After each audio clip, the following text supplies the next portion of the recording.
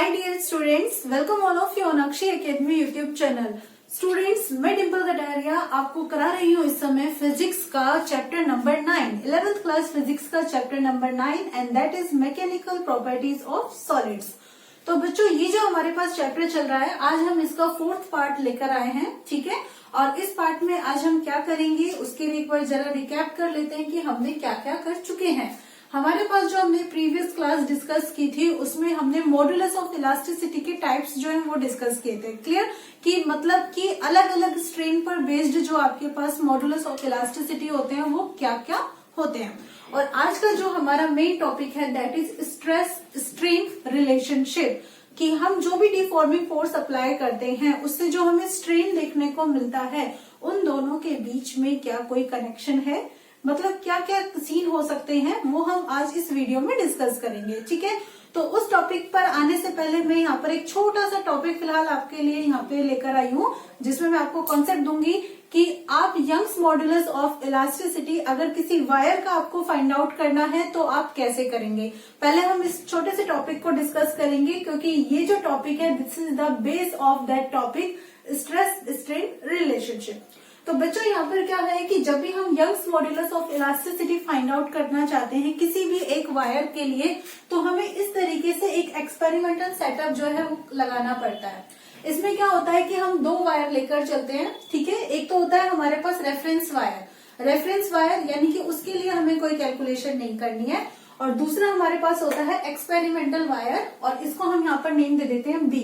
हमें इस वाले वायर के लिए क्या करना है, यहाँ पर चेक करना है कि हम यंग्स मॉडुलस ऑफ इलास्टिसिटी कैसे फाइंड आउट कर सकते हैं। आपको ध्यान होगा यंग्स मॉडुलस ऑफ इलास्टिसिटी का एक फॉर्मूला होता है हमारे पास, क्या, y is equal to force upon area, that means stress upon strain. Strain क्या है, डेल्टा एल अपॉन एल।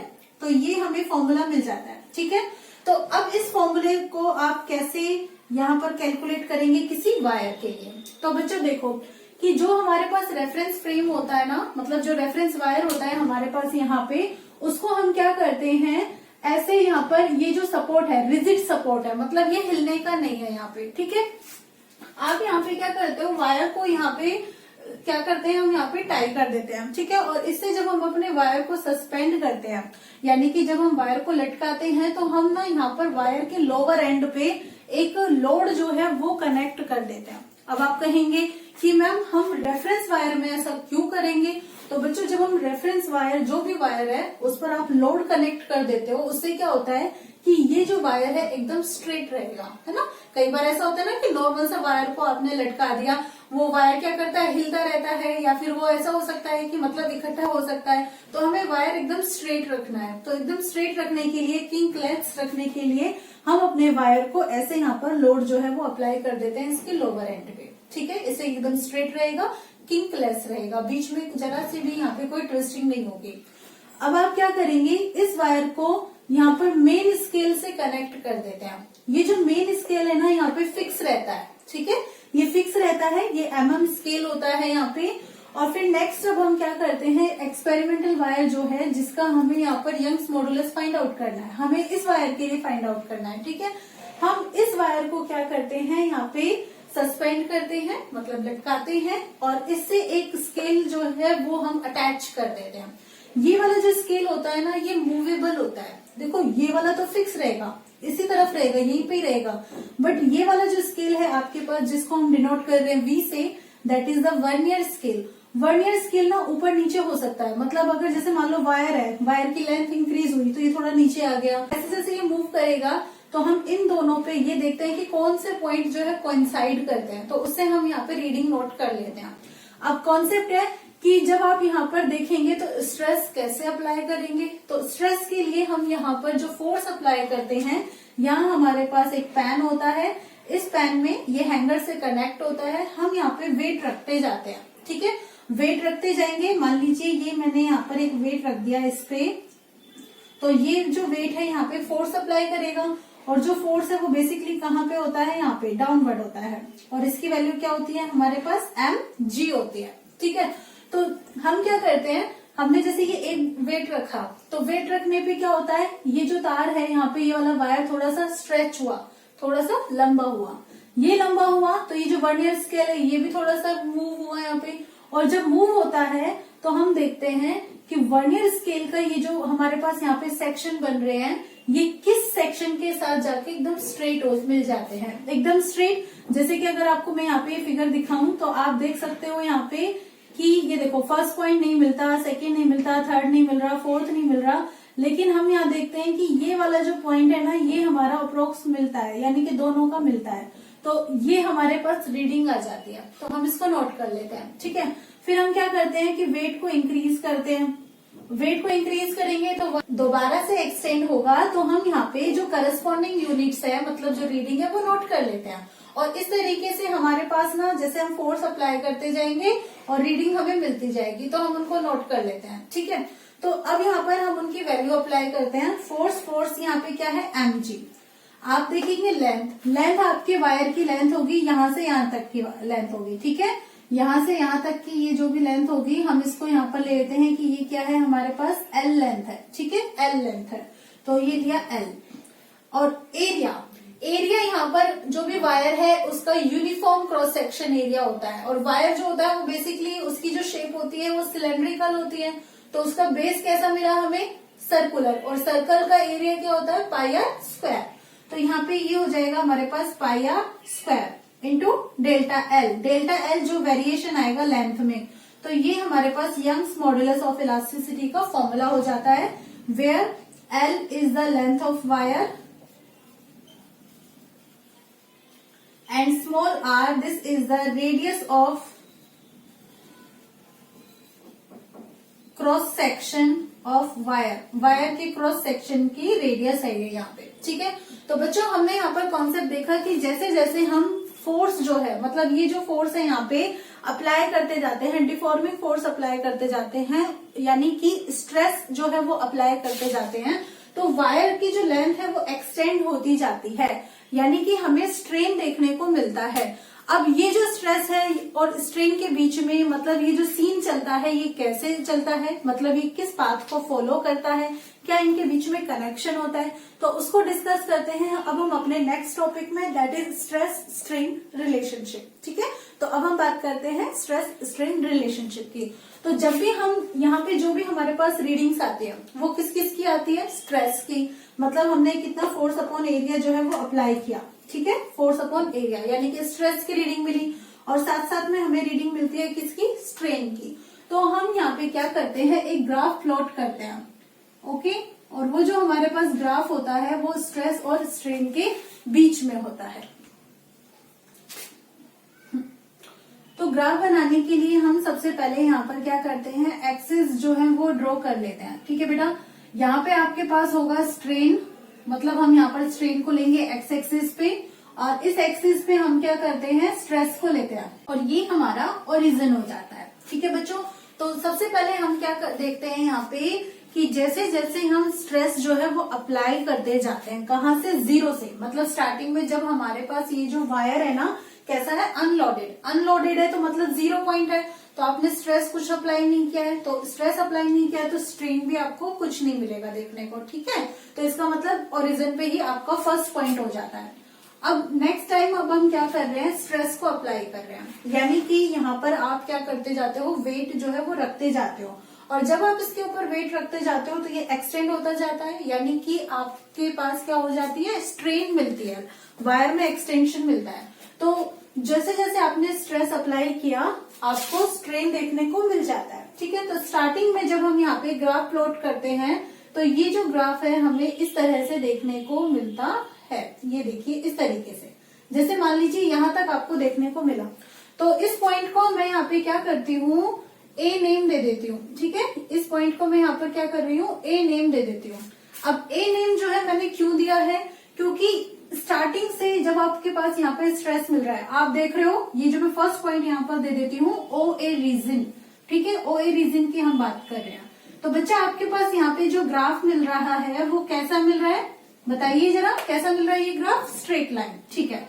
तो इसका मतलब ये हुआ कि स्ट्रेस और स्ट्रेन के बीच में जो ग्राफ मिला वो कैसा मिला, स्ट्रेट लाइन मिला। तो स्ट्रेट लाइन कब मिलता है, जब स्ट्रेस जो है स्ट्रेन के क्या होता है, डायरेक्टली प्रोपोर्शनल होता है। इसका मतलब इसका मतलब stress is directly proportional to strain है। यहाँ पर ये वाला कॉन्सेप्ट है हमारे पास। और जब यहाँ पे स्ट्रेस जो है स्ट्रेन की डायरेक्टली प्रोपोर्शनल होता है तो इसका मतलब हमें यहाँ से एक कंक्लूजन और मिला, क्या कि यहाँ पर हुक्स का जो लॉ होता है वो ओबे होता है। मतलब हुक्स लॉ के अकॉर्डिंग यही तो हमें मिलता है कि स्ट्रेस और स्ट्रेन के बीच में जो कर्व मिलता है वो हमें कैसा मिलता है, स्ट्रेट लाइन मिलता है।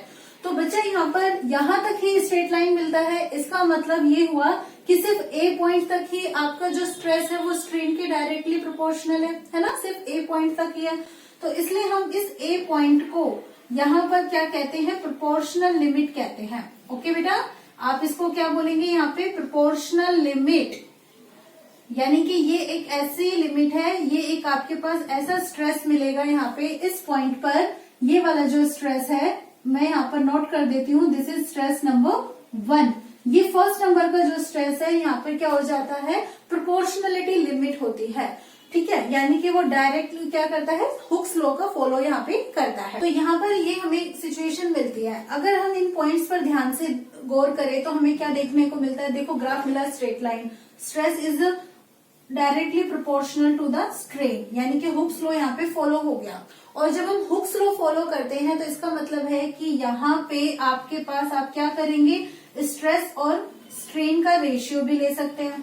और बच्चा जब आप स्ट्रेस और स्ट्रेन का रेशियो लेंगे तो ये आपके पास वायर के लिए आप बात कर रहे हो, जब आप वायर को एक्सटेंड कर रहे हो मतलब लॉन्गिट्यूडनल स्ट्रेन आपके पास आ रहा है, तो इसका मीनिंग ये हुआ कि यहाँ पे आपको जो यंग्स मॉडुलस मिलता है इलास्टिसिटी का मिल जाता है। ठीक है, जो भी कोफिशिएंट ऑफ इलास्टिसिटी मिलता है वो आपको क्या मिल जाता है, यहाँ पे वाई मिल जाता है। ठीक है, अब एक और यहाँ पे पॉइंट देखने को मिलता है, क्या कि अगर अब हम यहाँ पर ये जो ए पॉइंट पर जितना भी हमने स्ट्रेस अप्लाई कर दिया है, जो भी हमारे पास है, ओके, अगर मैं इसको S1 बोल रही हूँ तो ये जो भी वैल्यू है, अगर मान लीजिए मैं क्या करूँ, अपने वायर को अनलोड कर दूं, अनलोड दैट मीन्स ये जो भी मैंने स्ट्रेस लगा रखा है मैं क्या करूँ, हटा दूं। तो जब मैं उस स्ट्रेस को हटा देती हूँ तो मैं देखती हूँ कि जो मेरा यहाँ पे यहाँ से लेकर यहाँ तक स्ट्रेन देखने को मिला था, जो भी वायर है जितनी ये लंबा हुआ, ये क्या करता है, वापस अपनी ओरिजिनल सिचुएशन में आ जाता है।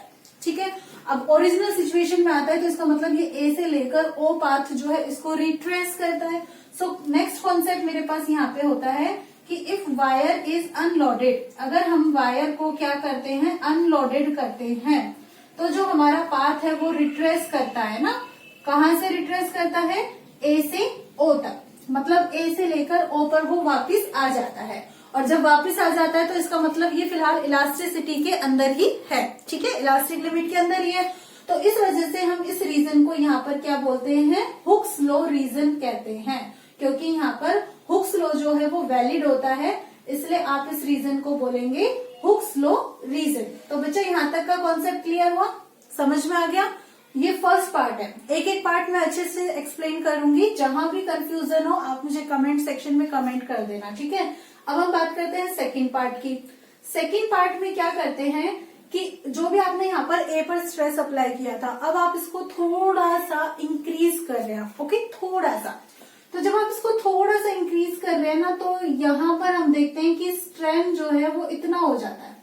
ये देखो, अब यहाँ से आपको क्या मिला, देखो आपने यहाँ से मतलब इस पॉइंट से इस पॉइंट पर आए हो, तो ये आपका यहाँ पर क्या हो गया, स्ट्रेस नंबर 2 हो गया, S2 आपने बोला। तो इसमें देखो आप इतना सा वेरिएशन आया, मतलब it is a very small variation. Okay, लेकिन अगर हम यहाँ पर स्ट्रेन में देखें तो स्ट्रेन आप इसके अकॉर्डिंग देखोगे तो ये वाला पॉइंट होगा। ओके, मतलब जो पहले था, और इसके अकॉर्डिंग देखोगे तो ये वाला पॉइंट होगा। तो इसका मतलब ये हुआ, पहले देखो, पहले आपने जब इतना स्ट्रेस अप्लाई किया था तब जाके आपको इतना स्ट्रेन देखने को मिला था, लेकिन अब तो आपने इतना सा अप्लाई किया है तो आपको क्या हुआ, फिर भी मतलब काफी अच्छी मात्रा में, काफी अच्छी क्वांटिटी में आपको स्ट्रेन देखने को मिला। तो इसका मीनिंग ये हुआ, क्या हुआ कि अब अगर हम यहाँ पे ये जो पॉइंट है इसको हम क्या लिखेंगे कि ए से लेकर बी तक का जो हमारा रीजन है, यानी कि बियॉन्ड ए। ओके, बियॉन्ड ए हम क्या देखते हैं कि स्मॉल स्ट्रेस के लिए भी हमारे पास क्या हो जाता है, स्ट्रेन देखने को मिलता है। ओके, और वो भी स्ट्रेन कैसा होता है, कंपैरेटिवली थोड़ा ज्यादा होता है। ओके, कंपैरेटिवली लार्ज स्ट्रेन, ये तो हमें देखने को मिला। ठीक है, अब बच्चा एक बात बताओ, क्या ये आपको स्ट्रेट लाइन मिला ग्राफ? जैसे यहाँ पे आपको ग्राफ स्ट्रेट लाइन मिला था, क्या ये मिला आपको? नहीं मिला। ओके, सो सेकंड पॉइंट हो गया कि जो भी हमारे पास यहाँ पे ग्राफ होता है वो कैसा होता है? कर्व्ड लाइन होता है। ठीक है बेटा, नोट करते जाइएगा, अच्छे से समझते जाइएगा। ये हमारे पास कर्व्ड लाइन है।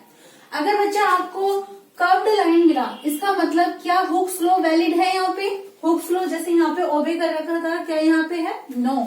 सो आप यहाँ पर पॉइंट लेंगे Hooke's law is not valid here, या फिर आप कह सकते हैं हुक्स लॉ नॉट ओबेड। और जब हुक्स लॉ ओबे नहीं होता है तो इसका मतलब ये हुआ कि आप उनका जो रेशियो है वो तो लोगे नहीं। अब नेक्स्ट पॉइंट आता है कि हमें यहाँ पर प्रोपोर्शनल लिमिट जो है हम उससे आगे चल रहे हैं, है ना, बियॉन्ड प्रोपोर्शनल लिमिट। फिर और उसके बाद नेक्स्ट देखें तो इफ वायर इज अनलोडेड, यानी कि जो भी हमारे पास यहाँ पे स्ट्रेस है, अगर हम उसको क्या करें? अनलोडेड कर दे, मतलब उसको रिमूव कर दे वायर को। Okay, if wire is unloaded, wire को नहीं सॉरी स्ट्रेस को अगर हम रिमूव कर देते हैं, जो भी हमने यहाँ पे स्ट्रेस अप्लाई किया, तो क्या हम देखते हैं? हम ये देखते हैं कि अगर हमने स्ट्रेस को यहाँ से हटा भी दिया तो ये जो हमारे पास यहाँ पे पार्टिकल है, मतलब ये जो इसका पोजीशन है, ये अगेन अपनी पोजीशन को गेन कर लेता है, मतलब दोबारा से ओ पॉइंट पर आ जाता है और सेम इसी पाथ से आता है जिस पाथ से इसमें इतना चेंज आया था। So we can say that path retraces BAO। ठीक है, BAO को रिट्रेस करता है। तो BAO यहाँ पे मतलब आ गया है, कहां तक आ गया है? O पॉइंट तक आ गया है ना, अप टू O पॉइंट। और O पॉइंट पर आ जाता है जो कि क्या है? करस्पॉन्डिंग, या फिर जो भी हम लिख सकते हैं यहाँ पे corresponds to its original configuration, यानी कि जो भी उसकी ओरिजिनल कॉन्फ़िगरेशन है यहाँ पे, उधर तक ये जो पाथ है वापस आ जाता है ना, सेम पाथ से आता है। अब अच्छा सेम पाथ से आया, इसका मतलब क्या हुआ यहाँ पे? इसका मतलब ये हुआ कि ये अभी भी कहाँ है? इलास्टिक रीजन में है। ठीक है, इलास्टिक रीजन में है, लेकिन कहाँ तक? B तक है। तो इसका मीनिंग ये हुआ कि ये जो B पॉइंट है हमारे पास, ये कैसा हो जाता है भाई? अगर आपने स्ट्रेस यहां तक रखा, मतलब इतना S2 की वैल्यू आपके पास इतनी है, तब तो आपके पास क्या होगा कि ये जो है इस पाथ को फॉलो कर लेगा, जिस पाथ से इसमें चेंज आया था उसी मतलब सेम पाथ से वापस आ जाएगा, कहां तक? O तक। इसका मतलब ये हुआ कि इलास्टिसिटी यहाँ पे फॉलो कर रहा है। लेकिन अगर हम B से थोड़ा सा भी स्ट्रेस ज्यादा करते हैं ना, तो ये फॉलो नहीं करता, और नहीं करता तो इसलिए हम इस B पॉइंट को यहाँ पर क्या बोलते हैं? Yield point. ठीक है बच्चा, हम इसको बोलेंगे यील्ड पॉइंट, या फिर हम इसको बोलेंगे कि यहाँ पर जो लिमिट है हमारे पास वो कैसी है? इलास्टिक लिमिट है, यानी कि B पॉइंट जो है हमारे पास इलास्टिक लिमिट में आ जाता है। और B पॉइंट अगर इलास्टिक लिमिट में आया तो ये OAB, ये जो रीजन है हमारे पास कौन सा कहलाएगा? इलास्टिक रीजन कहलाएगा। Very good. तो एक बार आप जरा ये वाला डायग्राम यहाँ पे प्लॉट कर लीजिए, फिर मैं इसको एक बार इरेज करके आपको इसी को कंटिन्यू कर देती हूँ।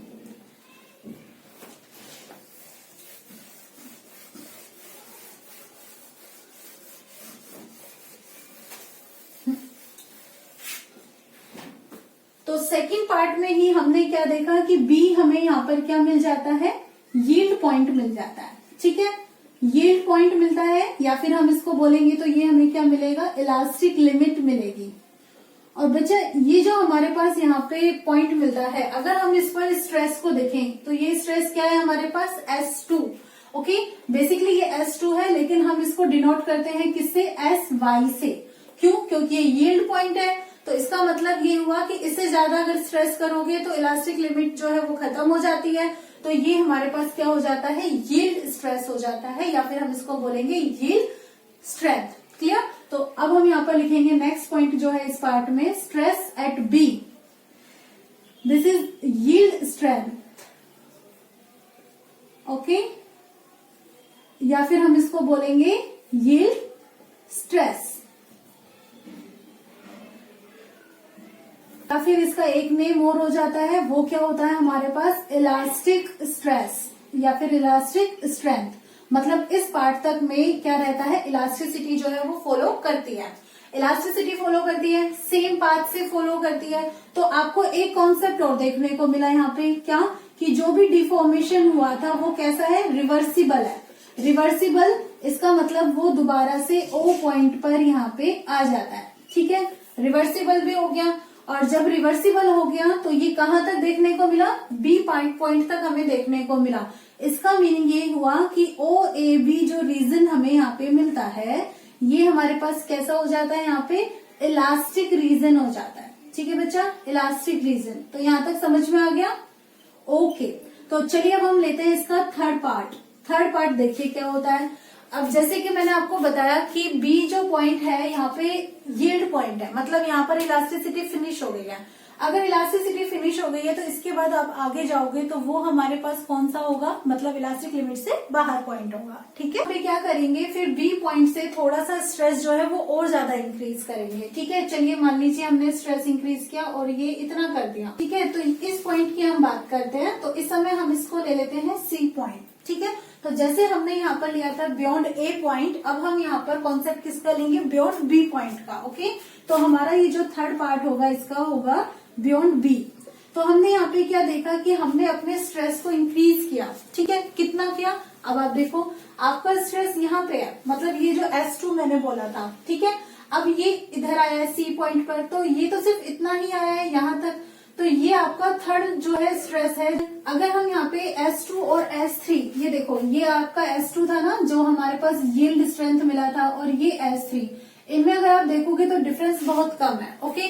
सो इसका मीनिंग ये हुआ कि यहाँ पे आपके पास जो स्ट्रेस आप अप्लाई कर रहे हो वो कैसा अप्लाई कर रहे हो, स्मॉल स्ट्रेस अप्लाई कर रहे हो। लेकिन आप अगर देखोगे तो इस पॉइंट पर जो हमारे पास स्ट्रेन थी, अगर ये हमारे पास स्ट्रेन इस पॉइंट पे है तो ये हमें यहाँ पर इस पॉइंट पर देखने को मिलती है। तो वही कॉन्सेप्ट है, स्टार्टिंग में तो हमने जब इतना स्ट्रेस अप्लाई किया था तो हमें इतना स्ट्रेन देखने को मिला था। अब तो हमने बहुत कम स्ट्रेस अप्लाई किया है, फिर भी हमें रिलेटिवली थोड़ा सा ज्यादा जो स्ट्रेन है वो देखने को मिलता है। इसका मीनिंग ये हुआ कि अगर हमने स्मॉल स्ट्रेस भी अप्लाई किया तो जो हमारे पास स्ट्रेन अकर होती है वो यहाँ पे कैसी होती है, लार्ज स्ट्रेन अकर होती है, ठीक है। तो मतलब कर्व्ड लाइन तो मिल ही रहा है, हुक्स लॉ तो यहाँ पे है ही नहीं। लेकिन अगर हम यहाँ पे देखें कि ये जो सी पॉइंट है, ठीक है, इस पर अगर हम क्या करें, वायर जो है उसको अनलोडेड कर दे, यानी कि जितना भी हमने स्ट्रेस अप्लाई किया था ना, हम वो सारा स्ट्रेस रिमूव कर दे, तो हम क्या देखते हैं कि जैसे स्ट्रेस क्या हो गया, डाउन हो गया। डाउन हो गया तो जैसे अब तक आपने ये ए पार्ट और बी पार्ट में भी देखा था क्या, कि जो भी हमारे पास ये वायर है वो अपनी ओरिजिनल सिचुएशन को सेम इसी पाथ के थ्रू रिगेन कर लेता था, है ना। लेकिन अगर हम यहाँ पे देखते हैं तो जब हम स्ट्रेस को रिमूव करते हैं तो ये सेम पाथ जो है उसको फॉलो नहीं करता है, और सेम पाथ को फॉलो नहीं करता है तो ये इस तरीके से वापस आ जाता है, कहाँ पे, अपनी ओरिजिनल सिचुएशन में, यानी कि जब आपका स्ट्रेस क्या हो जाता है, जीरो। अब बेटा यहाँ पे देखो, स्ट्रेस तो आपका यहाँ पे आके क्या हो गया, जीरो हो गया, लेकिन स्ट्रेन तो जीरो नहीं हुआ ना। इसका मीनिंग ये हुआ कि चलो मैं एक काम कर लेती हूँ, इस पॉइंट को नेम दे देती हूँ O डैश। तो जो आपका स्ट्रेन स्टार्टिंग में यहाँ पे था, अब वो कहाँ पे हो गया है, यहाँ पे हो चुका है। सो इस कॉन्सेप्ट को इसलिए हम यहाँ पर क्या कहते हैं कि ये हमारे वायर के अंदर क्या आ चुकी है, एक स्ट्रेन आ ही चुकी है। हमने वायर हटा भी दिया तो भी स्ट्रेन आ गई है, यानी कि ये हमारी क्या हो जाती है, यहाँ पे परमानेंट स्ट्रेन हो जाती है, ठीक है बेटा। क्या हो जाती है, ये हमारे यहाँ पे परमानेंट स्ट्रेन। तो इसलिए हम यहाँ पर लिखेंगे कि एक तो कॉन्सेप्ट ये हो गया हमारे पास। नेक्स्ट हम यहाँ पर क्या लिखते हैं कि इफ वायर इज अनलोडेड, अगर आप वायर को अनलोड कर देते हो, मतलब स्ट्रेस जो है वो रिमूव कर देते हो, then wire retraces path CO dash. अब कौन सा पाथ फॉलो कर रहा है, ये CO dash. CO dash path follow कर रहा है, मतलब ओरिजिनल सिचुएशन में नहीं आ रहा है। तो यहाँ पे हमारे पास ये जो O डैश आ जाती है, इसको हम यहाँ पे क्या बोलते हैं, फिर परमानेंट स्ट्रेन बोलते हैं, ठीक है बेटा। क्या बोलेंगे, परमानेंट स्ट्रेन। अब सिंस आप इसको परमानेंट स्ट्रेन भी बोल सकते हो, या फिर आप ये भी देखते हो कि आप स्ट्रेस हटाया था और स्ट्रेस हटाने के बाद ये यहाँ पे आया, मतलब इतना तो अब आपका वायर डिफॉर्म हो ही चुका है, इतना तो लेंथ उसकी इंक्रीज हो ही चुकी है। तो इसलिए आप इसको ये भी कह सकते हो कि स्ट्रेस हटाने के बाद आपको ये स्ट्रेन देखने को मिलती है। So it is also known as residual strain, हम इसको बोलेंगे रेजिडुअल स्ट्रेन। और जो भी हमारे पास मटेरियल होता है इस टाइम में, वो क्या हो जाता है, मतलब परमानेंटली सेट हो जाता है। ओके, परमानेंटली सेट हो जाता है, यानी कि हम उसको बोलेंगे डिफॉर्म हो जाता है। ओके, अब क्या ये डिफॉर्मेशन जो है वो रिवर्सिबल है? जैसे यहां तक हमने देखा था कि डिफॉर्मेशन जो हमें देखने को मिला था वो कैसा था, रिवर्सिबल, बट यहाँ पे नहीं है। सो इरिवर्सिबल डिफॉर्मेशन। अब ये हमें यहाँ पे इरिवर्सिबल डिफॉर्मेशन जो है वो देखने को मिलता है। ठीक है बेटा, तो ये हमारे पास यहाँ पे बियॉन्ड बी तक हमारे पास पाथ हो गया, और कहां तक हो गया है ये, बी सी, मतलब बी सी पाथ तक हो चुका है। अब नेक्स्ट हम क्या करते हैं कि जितना हमने स्ट्रेस यहाँ इंक्रीज किया था सी पॉइंट तक, हम अपने स्ट्रेस को थोड़ा और बढ़ाते हैं। ठीक है, और धीरे धीरे बढ़ाते जाते हैं जब तक हम बढ़ा सकते हैं। ओके, मान लीजिए ये हमारे पास जो है मैक्सिमम वैल्यू मिल चुकी है। इस पॉइंट को हम यहाँ पर नेम दे देते हैं क्या, डी। इसका मीनिंग ये हुआ कि हम ना इससे ज्यादा स्ट्रेस जो है वो इंक्रीज नहीं कर सकते, मतलब इससे ज्यादा हम फोर्स अप्लाई नहीं कर सकते हैं उस वायर पे। तो हम यहाँ पे क्या देखते हैं कि जो हम यहाँ पर ये स्ट्रेस हमने अप्लाई किया है, हमने इसको क्या बोला, मैक्सिमम स्ट्रेस यहाँ पे हमने अप्लाई किया है। तो यहाँ पे जो भी हमारे पास स्ट्रेस होता है उसके वजह से क्या होता है कि ये जो वायर है इसके अंदर जो स्ट्रेन है ना वो क्या हो जाती है, इंक्रीज हो जाती है। ठीक है, और जब स्ट्रेन इसके अंदर इंक्रीज हो जाती है तो वो यहां से कहां तक आ जाती है, अप्रोक्सीमेटली यहां तक आ जाती है। और जबकि आप देख रहे हो कि स्ट्रेस तो आपका कम ही है, लेकिन आपकी जो स्ट्रेन है वो क्या हो जाती है, इंक्रीज ज्यादा हो जाती है। तो ये हमारे पास यहाँ पे क्या हो जाता है, मैक्सिमम स्ट्रेस होता है। तो इसको हम यहाँ पे बोलते हैं अल्टीमेट टेंसाइल स्ट्रेंथ।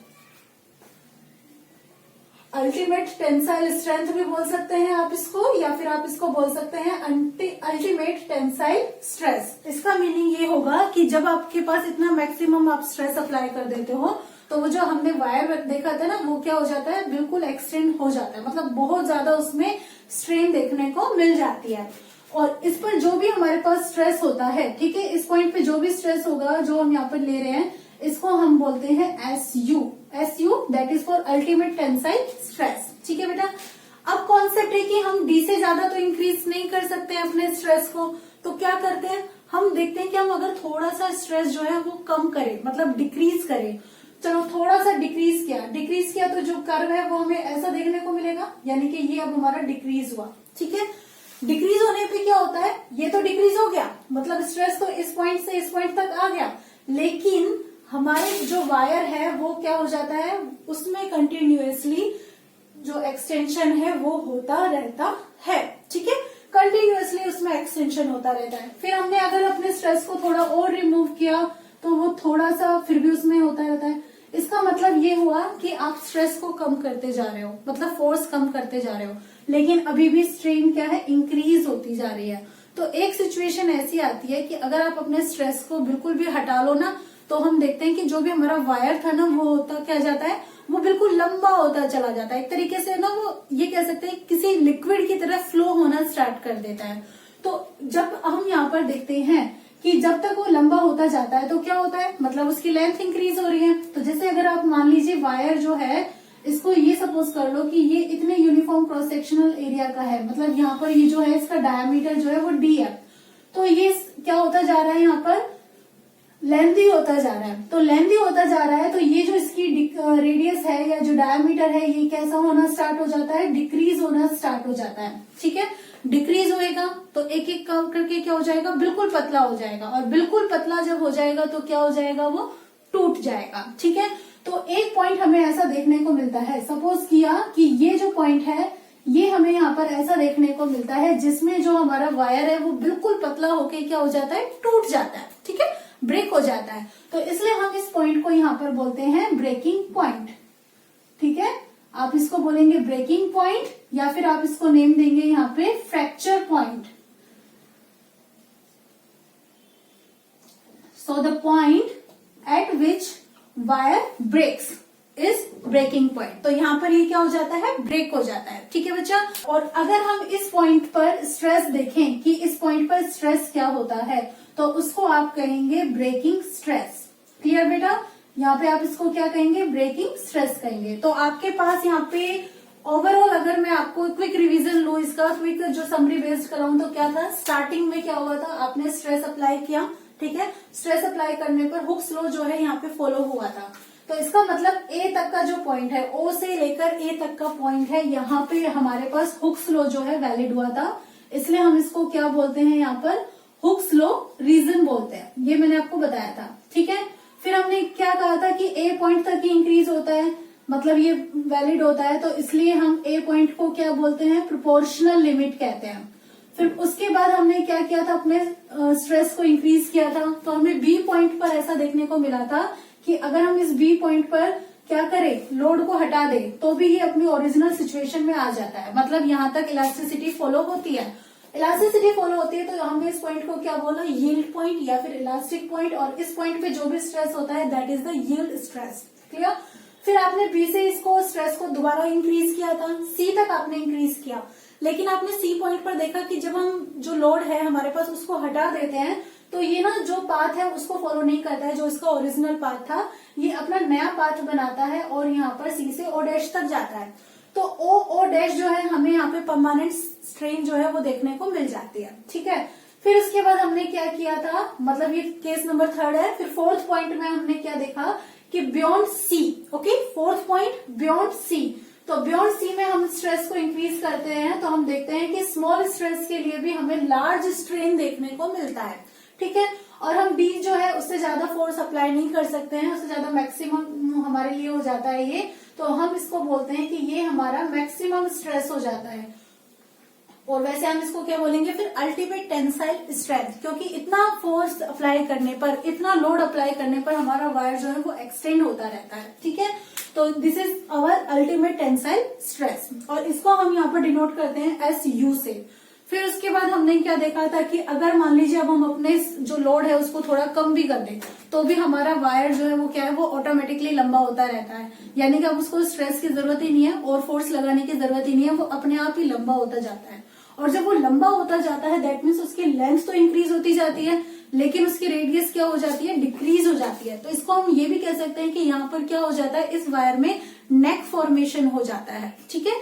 नेक फॉर्मेशन हो जाता है तो इसकी वजह से ये क्या हो जाता है, थिन हो जाता है, और थिन होता जाता है तो इसका मतलब ये हुआ कि एक पॉइंट पर आकर ये क्या हो जाएगा, ब्रेक हो जाएगा, ठीक है। और जिस पॉइंट पर ये ब्रेक हो जाता है, ई पॉइंट, उसको हम बोलते हैं यहाँ पे ब्रेकिंग पॉइंट या फिर फ्रैक्चर पॉइंट हम बोलते हैं। और इस पॉइंट पर जो भी हमें स्ट्रेस मिलता है that is our breaking stress, ये हमारा ब्रेकिंग स्ट्रेस होता है। तो स्टूडेंट्स यहाँ पर इस तरीके से हमें स्ट्रेस और स्ट्रेन के बीच में रिलेशनशिप हमें जो देखने को मिलता है। अब कॉन्सेप्ट ये है कि क्या रियलिटी में ऐसा पॉसिबल है, तो बच्चों आप ये बात ध्यान रख लीजिएगा, समझ लीजिएगा, प्रैक्टिकल लाइफ में हम इतना फोर्स कभी अप्लाई नहीं करते हैं जो हमारे इलास्टिसिटी लिमिट को क्रॉस कर जाए, क्लियर।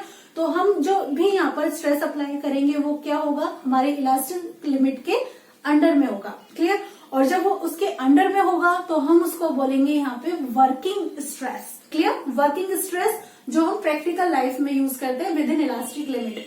तो अगर हम ब्रेकिंग पॉइंट और वर्किंग स्ट्रेस का रेशियो अगर लेते हैं, breaking stress divided by working stress, तो ये हमें फैक्टर ऑफ सेफ्टी मिलता है, मतलब हम इससे हमें पता चल जाता है कि हमें जो है फोर्स पर लगाना है वो कितना लगाना है वायर पर, ठीक है। तो ये हम कैलकुलेट कर सकते हैं। तो ये हमारा यहाँ पे कॉन्सेप्ट कंप्लीट होता है, आप इसे नोट कर लीजिए। सो स्टूडेंट्स यहाँ पे हमारे पास ये जो कॉन्सेप्ट है स्ट्रेस स्ट्रेन रिलेशनशिप, इसका हम बेसिक पार्ट जो है वो बहुत अच्छे से डिस्कस कर चुके हैं। आई होप आपको ये बहुत अच्छे से क्लियर भी हुआ होगा। इसका जो नेक्स्ट पार्ट है इस टॉपिक में, उसमें ये है कि जो भी हमारे पास मटेरियल्स हमें देखने को मिलते हैं प्रैक्टिकल लाइफ में, उनमें सब में अपनी अलग अलग प्रॉपर्टीज होती हैं, तो वो कितने टाइप्स के होते हैं और उनके लिए ये जो हमें कर्व मिलता है स्ट्रेस स्ट्रेन रिलेशनशिप वाला कैसा मिलता है, क्या सबके लिए सेम मिलता है या फिर सबके लिए अलग अलग मिलता है। तो इसके लिए आपको मेरी जो नेक्स्ट वीडियो है उसको जरूर देखना है। अगर आपको वीडियो अच्छी लगती है तो आपको लाइक और कमेंट करना है, अपने फ्रेंड्स के साथ शेयर करना है, क्योंकि बच्चा इस टाइम में अगर आप शेयर करते हैं तो आपका फ्रेंड भी बेनिफिट ले पाएगा। और दूसरी बात, चैनल को सब्सक्राइब भी जरूर कीजिएगा, और सब्सक्राइब करने के साथ साथ में वो जो बेल आइकन होता है ना, आप प्लीज उसको प्रेस कर दीजिएगा ताकि मैं जब भी वीडियो अपलोड करूं आपको नोटिफिकेशन मिल जाए, ठीक है। Thank you so much for watching my channel.